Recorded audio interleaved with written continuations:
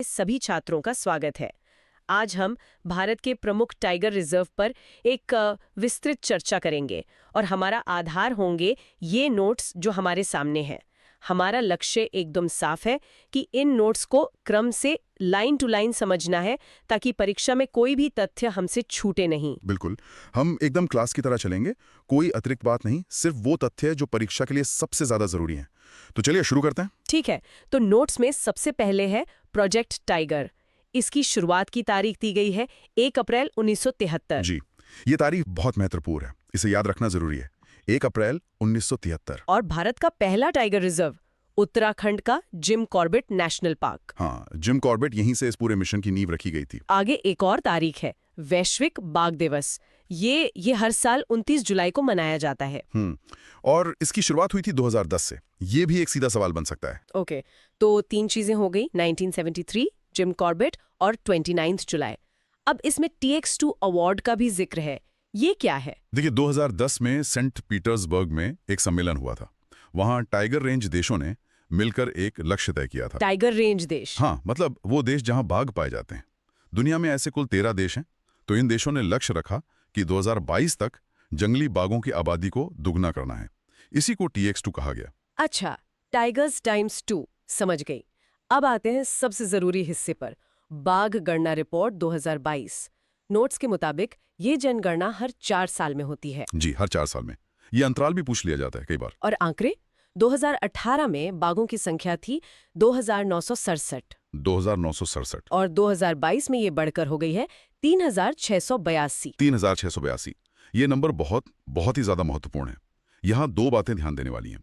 पहला तो है वार्षिक वृद्धि दर, जो लगभग 6.1% है। 6.1%। और दूसरा जो सच है, अहम तथ्य है वो ये कि भारत में दुनिया की कुल बाघ आबादी का 75% हिस्सा रहता है। 75%, मतलब दुनिया के 4 में से 3 बाघ भारत में हैं। बिल्कुल। ये आंकड़ा भारत के संरक्षण प्रयासों की सफलता को दिखाता है। वाह।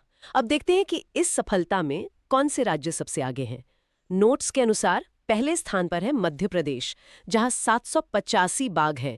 इसे टाइगर स्टेट भी कहा जाता है। जी, और ये तमगा उसे काफी समय से मिला हुआ है। 785, ये संख्या भी याद रखने लायक है। दूसरे स्थान पर है कर्नाटक 563 बाघों के साथ। और तीसरे पर है उत्तराखंड 560 बाघों के साथ। अरे, कर्नाटक और उत्तराखंड में तो बस 3 बाघों का फर्क है। हाँ, एकदम कांटे की टक्कर है। तो परीक्षा के लिए ये क्रम याद रखना बहुत जरूरी है। मध्य प्रदेश, फिर कर्नाटक और फिर उत्तराखंड। ठीक है, अब कुछ नए अपडेट्स हैं, मतलब जो नए रिजर्व बने हैं। हाँ। 56वां टाइगर रिजर्व है गुरु घासीदास तमोर पिंगला। ये छत्तीसगढ़ में है। जी, गुरु घासीदास तमोर पिंगला।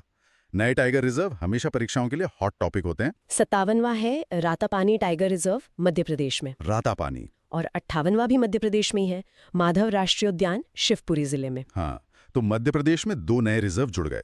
इनके नाम और राज्य दोनों नोट कर लेने चाहिए। जरूर।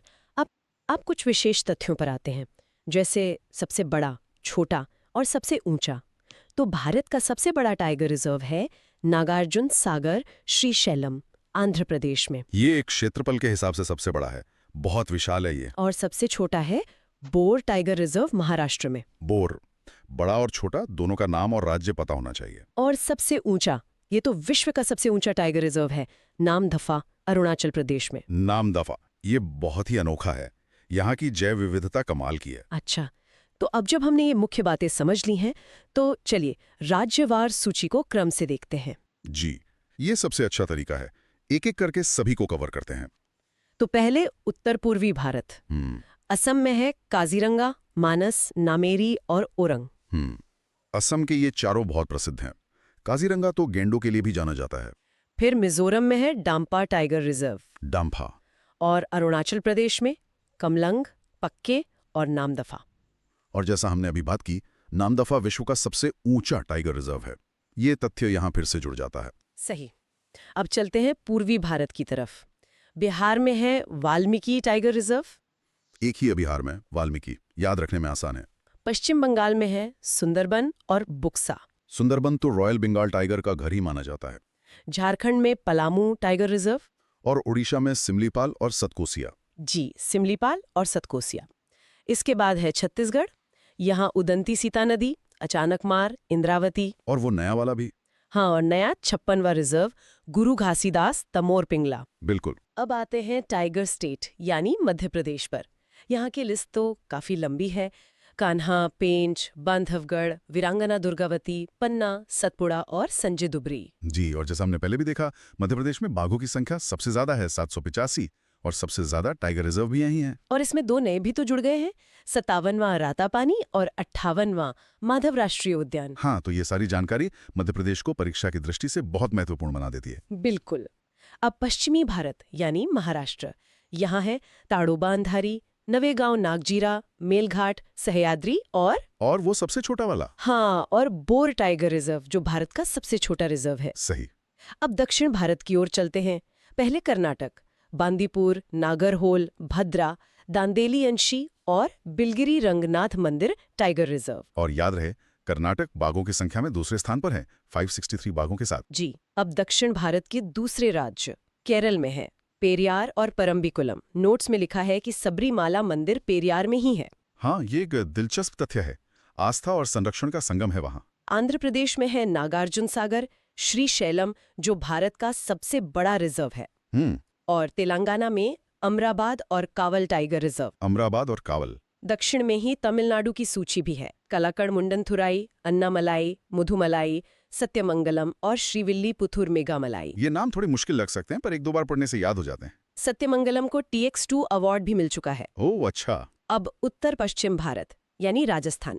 यहाँ है रणथंभौर, सरिस्का, मुकुंदरा हिल्स, रामगढ़ विषधारी और धौलपुर करौली। रणथंभौर और सरिस्का तो काफी प्रसिद्ध हैं। और अब अंत में उत्तर भारत। उत्तर प्रदेश में है दुधवा, पीलीभीत, अमानगढ़ और रानीपुर।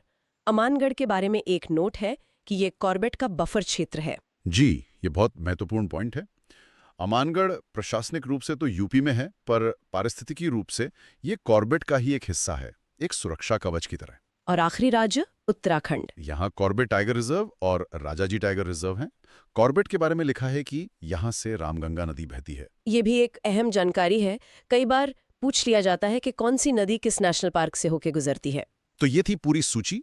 हमने एक एक करके सभी राज्यों को देख लिया। हाँ, और इस तरह क्रम से पढ़ने से चीजें दिमाग में बैठ जाती हैं।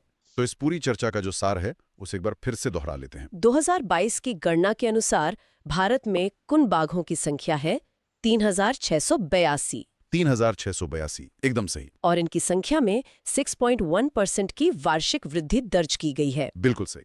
और जैसा कि आपके नोट्स में लिखा है, सफलता का एक ही सूत्र है, निरंतर प्रयास और सही मार्गदर्शन।